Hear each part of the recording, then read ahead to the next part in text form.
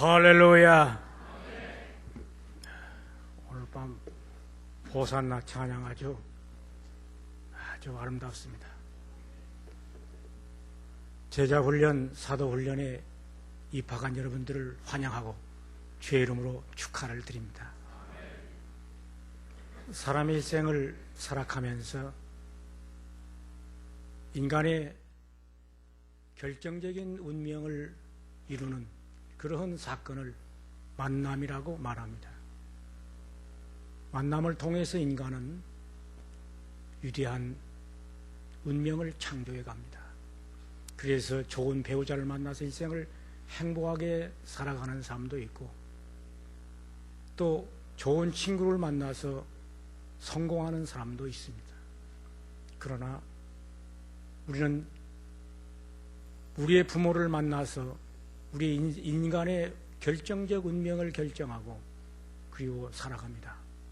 학교에 입학을 해서 선생님을 만납니다. 그러나 우리의 가슴을 설레이고 감동하며 내가 존경하고 따르고 싶은 그러한 분을 일생에 만나야 됩니다.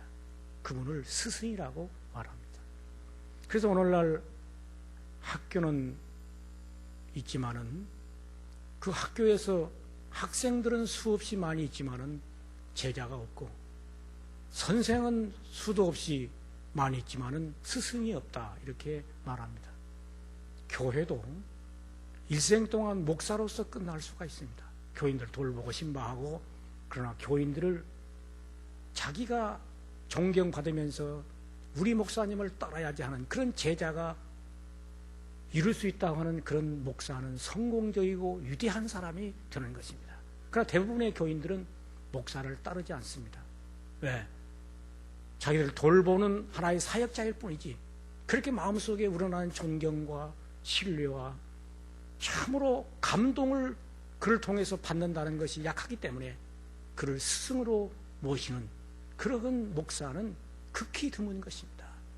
그럼 우리가 일생을 살아가면서 우리는 어머니를 나의 이제 생명의 하나의 관계 속에서 만나게 됩니다. 그 대개 아버지와 어머니를 만날 때 우리는 육신적으로 태어났기 때문에 어머니요, 육신적으로 태어났기 때문에 아버지일 뿐입니다. 그런데 살아가면서 그 아버지의 마음과 어머니의 마음을 통해서 감동을 받을 때 그 어머니는 육신적으로 낳은 어머니가 아니라 마음으로 자녀를 낳은 부모가 되는 것입니다. 그보다도 높은 단계가 있는데 이 단계는 하나님을 만나게 하는 단계입니다. 그 아버지와 어머니를 통해서 하나님을 만나는 것입니다. 이 관계는 하늘이 그에게 스승으로 만나게 하는 위대한 관계가 되는 것입니다. 예수님께서 부활하신 후에 세 가지를 그때마다 말씀하셨습니다. 마가복음 16장 15절에는 온 천하에 다니며 만민에게 복음을 전파하라. 그래서 많은 사람들이 구원받도록 하라, 이렇게 명령하셨습니다. 마태복음 28장 19절에는 모든 족속으로 제자를 삼으라. 그리고 누가복음이나 사도행전에는 누가복음 24장 49절이나 사도행전 2장 8절에는 증인이 되라. 이 3단계의 원리를 예수님께서 우리에게 가르쳐 주십니다. 가장 기본적인 것은 만민에게 온 천하에 다니면서 만민에게 복음을 전파하라. 전도해서 구원받는 백성, 구원받은 사람 만들어놔라. 이것이 기본적인 그리스도인의 사명이고 의무입니다. 그런데 그보다 더 높은 단계가 뭐냐? 제자를 삼으라. 전도하는 것을 끝나지 말고 제자를 삼으라. 그 단계보다 더 높은 단계가 뭐냐? 증인, 순교자가 되어라. 이 순교자가 되는 사람은 예수님과 일체를 이룬 사람입니다. 이 사람은 예수입니다. 작은 예수입니다. 그래서 그는 죽었으나 죽지 않고 지금도 순교자들은 살아서 끊임없이 감동을 일으키고 있습니다. 이 단계가 3단계의 원리인데, 오늘 여러분들이 신앙생활하면서 예수 믿고 구원받은 것으로 만족하면서 일생 동안 살아가는 성도가 여기 있습니다. 그보다 더 높은 목표를 하나 가는 사람은 내가 제자 훈련을 받고 사도 훈련을 받아서 나도 제자를 삼는 사람이 돼야지. 이 단계에 이르는 사람입니다. 근데 그보다 더 높은 단계는 내 이 한 목숨을 죽여서 순교자가 되어 살아 죽으나 주님의 영광과 향기가 대대히 미칠 수 있는 존재가 돼야지. 이 최고의 높은 경기의 목표를 두는데 이게 바로 별세의 징이 되는 것입니다.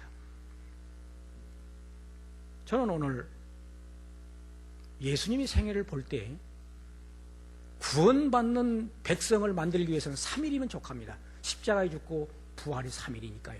그 사건만 나면 구원받은 백성을 다 만들 수 있습니다. 그런데 3년 동안 그가 왜 유대 땅을 다니시면서 살아야 했습니까?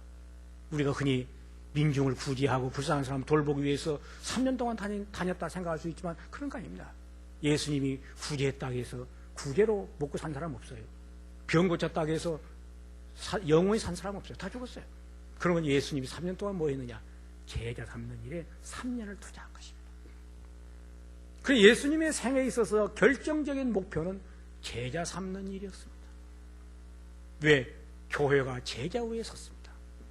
구원받은 백성들 위에 교회가 선 것이 아니고 12 제자를 택하셔서 예수님께서 베드로에게 요한을 시몬아 나를 사랑하느냐 물으시고 나를 누구라고 믿느냐고 물으시고 내가 네 위에 교회를 세우겠다고 했어요. 제자 위에 교회를 세운다는 것입니다. 저는 오늘 우리 사랑하는 성도들과 함께 주님의 목표에 이르기를 원합니다. 주님의 목표가 뭡니까? 나를 제자 삼기를 원하시고 또 나로 하여금 제자 삼는 사람이 되라는데 목표가 있습니다. 이것을 자기 자신에게서 발견해야 됩니다. 이것을 이루지 못하면 예수 믿는 사람으로서의 높은 그 주님의 은혜를 자기 자신이 소유한 사람이 못 됩니다. 여러분 일생을 살아가면서 이런 생각을 해봅니까? 자존심을 가진 사람들이라고 생각한다면 최고의 자존심이 뭐냐? 자기 존재를 세우는 겁니다. 어떻게? 자기를 따르는 사람이 있어야 됩니다. 돈 때문에 따른다든지 먹을 것이 따른다든지 뭐 매력이 따르는 게 아니고 인격적으로 따르는 사람을 만들어 자기 존재를 둬야 됩니다. 이게 최고의 자기 자신의 자존심입니다. 자기를 본받으려는 사람이 있어야 됩니다. 야, 그분을 내가 본받아야지. 여러분, 제자라고 하는 사람은 배우는 사람입니다. 따르는 사람입니다. 본받는 사람. 이게 3대 제자의 조건입니다. 배운다고 말할 때는 그 사람을 통해서 무엇인가 인격적으로 배울 것이 있다는 얘기입니다. 두 번째는 그를 따라서 가고 싶다는 겁니다. 왜? 그의 가는 길에 나도 가고 싶다는 것입니다. 세 번째는 그를 본받아 살고 싶다는 것입니다. 그런 존재가 되어야 됩니다. 이것은 주님께서 우리들에게 오늘 여기 가서 모든 족속으로 제자를 삼으라고 하는 이 말은 사도들에게 준 최대의 영광이었습니다. 제자 삼는 일이 고역이 아니고 어떤 부담이 아니고 괴로움이 아니라 너희는 최고의 하늘의 별같이 빛나는 존재가 되어라. 왜? 아무나 제자가 되어주려고 합니까? 한번 상상해 보시죠. 제자가 된다고 하는 것은 스승이 되라는 것입니다. 너희들은 역사 속에서 위대한 존재가 되라는 겁니다. 그래서 너에게서 배우는 사람이 있고 따르는 사람이 있고 본받는 사람이 있도록 만들어 세우라는 거예요. 이것은 장로님이나 권사님이나 목사나 다 똑같은 명령을 지금 받고 있는 것입니다. 제가 목사지만 나를 배우려고 하는 사람이 하나도 없다고 한다면 이건 뭐 일생 동안 목회에서 뭐 하겠습니까? 설교하고 교인들에게 뭐 칭찬 듣고 또 신방다니면서 끝내버리는 것이요. 그건 일생 사역이죠. 야, 우리 목사님에게서 내가 이것은 배워야 한다. 이런 사람이 있다고 할 때 그 목사는 주님께 세우신 사도가 되는 것입니다. 아멘. 사도가 되는 거예요. 장로님이 된다고 할 때 장로가 되어가지고 거기서 뭐 행정이나 하고 뭐 목사하고 뭘 따지고 그런 거 하는 거 아니에요. 장로는 지도자예요. 지도자, 집안의 어른이기 때문에 자기를 따르는 제자가 있어야 한다는 거예요. 아무도 다른 사람이 없어요. 외톨이로 혼자 있다고. 얼마나 불행한 일이에요. 불행한 일이에요. 이것은 자기 자신의 신성한 자존심을 가지고, 권사님도 마찬가지요. 신앙생활 하면서 자기가 전도한 사람을 제삼아서 이 사람을 그리스도의 형상을 이루는 일에 내가 조금이라도 도움이 되어야겠다, 이런 그 마음을 가져야 한다는 거예요. 그런 의미에서 제자훈련에 참여한 여러분들은 위대한 사람들이에요. 여기서 제자훈련이나 사도훈련을 받으려고 생각하지 않는 사람들은 이유가 있어요. 교만하기 때문에 그럽니다. 안 배우려고 하는 사람은 교만 때문에 안 배우는 겁니다. 참 중요합니다. 교만이 그 속에 꽉 차기 때문에 안 배우는 거예요. 그런데 여기 지금 이런 참여해서 배우려는 사람이 겸손인데, 여기 제자훈련에 참여함으로 말미암아 세 가지를 크게 은혜를 받게 됩니다. 첫째, 제자훈련에 참여해서 사도훈련과 함께 거기 참여함으로 말미암아 예수의 인격을 배우게 됩니다. 영적으로 성장하게 됩니다. 하나님 말씀을 배우고 또 이제 서로 이제 깨달으면서 그리스도의 원하는 목표를 향해서 나 자신이 변화를 받게 됩니다. 두 번째, 모여서 그룹 관계를 맺을 때 자기를 발견하면서 치유의 역사를 하기 시작합니다. 혼자 있을 때는 그 성격의 문제, 인간성의 문제, 여러 가지 문제점을 자기가 모릅니다. 그런데 같이 소그룹의 공동체 속에 들어갈 때, 아, 내가 이런 면에서 못났구나, 이런 면에서 인격적으로 부족하구나, 이런 면에서 내 속에 상처가 있구나, 이런 면에서 내게 지금 문제점이 있구나, 이것을 발견하게 됩니다. 그것을 치유하게 됩니다. 그래서 자기 자신이 거기서 건강한 자아를 형성하게 됩니다. 할렐루야. 이 제자훈련하는 몰라요. 혼자 교회만 왔다 갔다 하면 몰라요. 공동체 속에 들어갔을 때 그 인간됨이 나타나기 시작합니다. 혼자 있을 때는 독불장군 마냥으로 똑똑한 사람도 공동체 속에 들어갈 때 문제점이 다 드러나게 됩니다. 제가 며칠 전에 마다 테레사의 전기를 읽으면서 그가 이런 말을 했더군요. 나는 윗사람으로부터 어떤 명령을 받을 때 그 사람을 하나님처럼 대한다. 참. 그래서 그는 일생을 살아가면서 신부님이라든지 주교님이라든지 또는 그 지역의 이제 관계, 이 모든 면에서 관계를 철저하게 하나님을 대하듯 섬기면서 살아요. 그러니까 보통 때는 교인들도 잘 몰라요. 그런데 공동체 속에 딱 들으면 이상하게 성격이 급하고 거칠고 그냥 남들을 불협화음을 내고 문제를 일으키는 사람들이 있어요. 이것을 소그룹 속에서 발견해 가면서 고치기 시작합니다.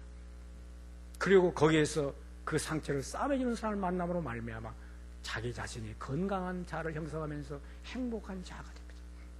세 번째로, 교회 다니면서 좋은 형제를 만나게 됩니다. 그냥 교회만 왔다 갔다 하면 이 교회에서 친구가 없어요. 또 뭐 인사하는 친구, 선교의 친구는까지는 친구 안 됩니다. 2년 동안 관계를 맺으면서 내 상처와 문제점을 그대로 토로하고 고백하면서 그 사람을 싸매주고 돌보면서 이 인간을 이해하기 시작합니다. 그러니까 부부가 살면서 처음에는 안 맞아서 싸우다가도 세월이 가면 그게 다 이해가 되어서 이제 살아가면서 행복한 관계를 이루게 됩니다. 그래서 제자훈련은 예수의 인격을 담고 배우는 관계가 형성되고, 또 하나는 자기 자신을 치유하는 그런 건강한 자아를 형성하게 되며, 세 번째는 좋은 형제를 만나서 이 신앙생활에 행복해지기 시작합니다. 그래서 오늘 우리 사랑하는 성도들이 앞으로 성경 공부반에 들어가고 제자훈련에 참여하고 사도훈련에 참여해서 모두 다 그리스도의 아름다운 제자가 될 뿐만 아니라 거기서 배워서 나도 제자 삼아 그리스도 안에서 나를 통해서 예수를 만나게 하는 위대한 인격자로 성장해 가는 것, 이것이 주님의 목표요, 내 목표가 되어야 됩니다. 이것이 축복입니다. 이것이 은혜입니다. 이것이 행복입니다. 이것이 영광입니다. 우리는 신앙생활하면서 허탈한 생각을 하면 안 됩니다. 자기가 서 있는 지역사회에서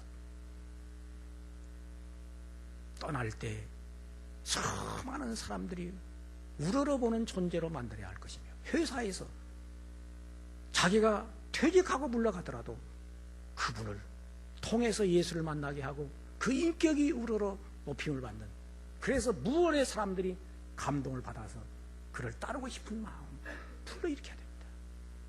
이것은 직장과 사회생활 속에서 일어나야 될 뿐만 아니라 이 교회 안에서도 끊임없이 아무개 장로님 참 본받고 싶다.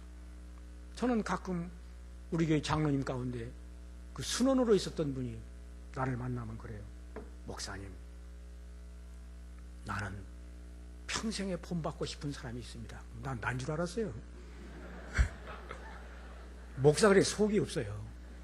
교회 목사니까 난 줄 알고 근근히 지금 무슨 말이 나올까 기다렸더니 장로님을 얘기를 해요. 우리 교회 장로님은 제 옛날에 순장이었는데 참 존경스럽고 따르고 본받고 싶습니다. 그래요. 난 아주 허탈감에 빠져버렸어요. 허탈감에 빠져버렸어요. 그러게 마음으로 이 목사가 존경받지 못한다는 데 대한 실망감을 느끼는 거예요. 우리 목사님을 따르고 싶습니다. 그래야 할 텐데 찹도 아니야.